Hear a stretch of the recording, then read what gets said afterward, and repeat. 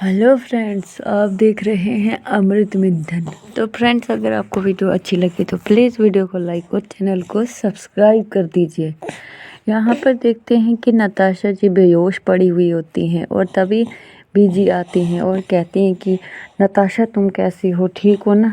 तो नताशा को कुछ होश नहीं रहता और अगम कहते हैं कि नताशा जी ऐसा कैसे कर सकती हैं, उन्होंने मुझे थप्पड़ मारा, कैसे मारा। तो बीजी कहती हैं कि नताशा उठो ऊपर, तो वो अपने वश में करने लगती हैं। तो नताशा जब उठ के बैठ जाती हैं और कहती हैं कि बीजी आप यहाँ पर क्या कर रही हो, क्या आपको कुछ काम था क्या मेरे साथ। तो बीजी कहती हैं कि ये तो नॉर्मल बात कर रही है, इसको अपने वश में करना ही पड़ेगा। फिर बीजी दवाई वगैरह निकालती हैं उसे देने के लिए और कहती हैं कि ये लो तुम।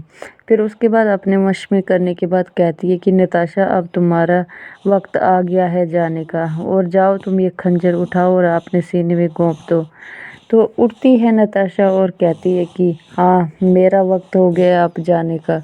तो फिर वो जाती है, जैसे ही चाकू पकड़ती है तो अगम आ जाता है, कहता है कि नताशा तुम ये क्या कर रही हो।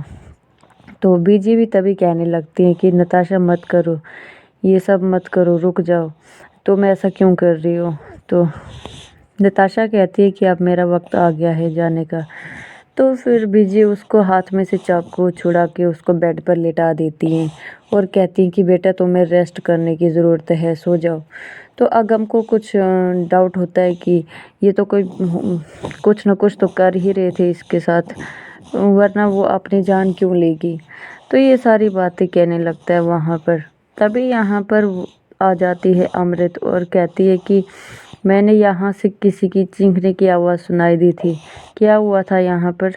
तो बीजी कहती है कुछ नहीं, नताशा अपनी आप को मारने की कोशिश कर रही थी। तो ये सारी बातें कहती है और अमृत यहाँ पर बहुत ज़्यादा गुस्सा होती है और कहती है कि हर जगह पर अगम पहुँच जाते हैं और हर जगह पर नताशा को बचा देते हैं। तो अगम कहता है कि मुझे यहाँ पर कैमरा लगाना पड़ेगा रूम में, क्योंकि मैं ज़्यादा टाइम नताशा जी के पास तो रह नहीं सकता।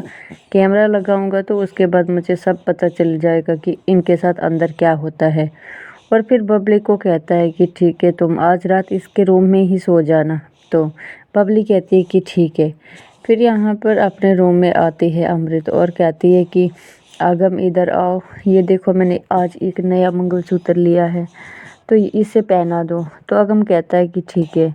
अगम जब पहनाता है कहता है कि बहुत ज़्यादा सुंदर है, और मैं सो जाता हूँ, मैं बहुत ज़्यादा थक गया हूँ, 2 दिन से सोया नहीं हूँ।